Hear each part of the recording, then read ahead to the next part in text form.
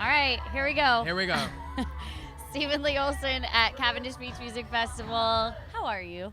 So good. How are you? I'm good. I feel like we have not done an in-person interview since before we were ever together. Yeah. This is how we met. Just like this. Yes. So this is a dangerous place to be in. A lot of things can happen. I'm very scared. Yeah. So, okay.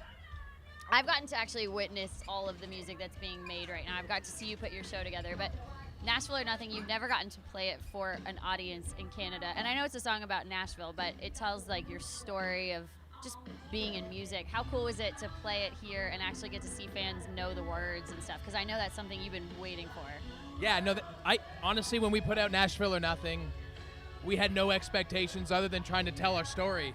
And the live aspect was kind of like a variable. I didn't really know how it was going to go, but being up there and singing it, it was crazy. I'm like, I really wanted the message of Nashville or Nothing to come across more than anything else. So I'm like, I really want people to chase their dreams. Yeah. It's really important to me because I'm like, I've had so many walls and doors shut in my world that I'm like, I think it's important that to encourage everyone else and let them know that they can do whatever they set their mind to. And I feel like I got to say that. Yeah. And hearing them sing it back kind of just like stamped it for me. So. And cool to like get to sing songs that you never really have had a chance to play on a big stage like Cavendish. You've never been to Cavendish Beach, right? Never been to Cavendish. No, and it's such a wild crowd, and of course like after a couple years they're pumped to be back. So you have this like rock medley in your show. Were you surprised at how many people grew up in the same era as you? Yeah, I didn't know how that was gonna go either. It was literally like, yeah, 5 of the like my favorite rock songs. We got Blink-182, Foo Fighters, Lit.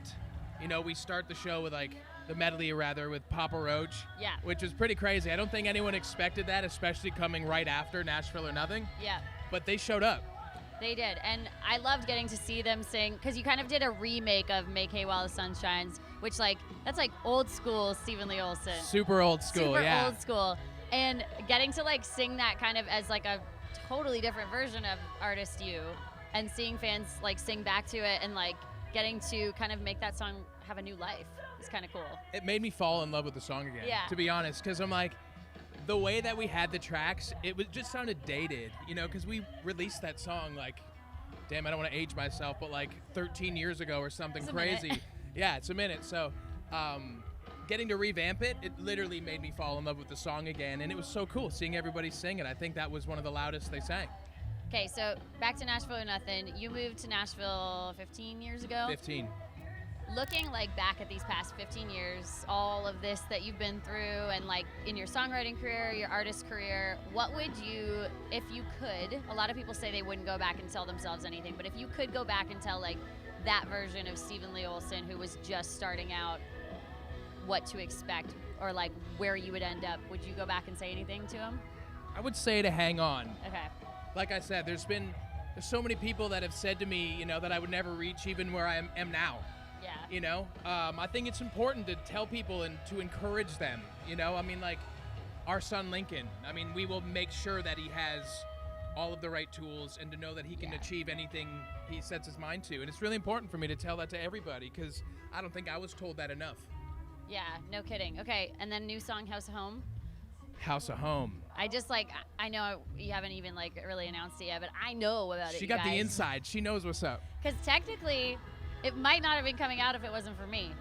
This is true. I just want to take credit for it on the record.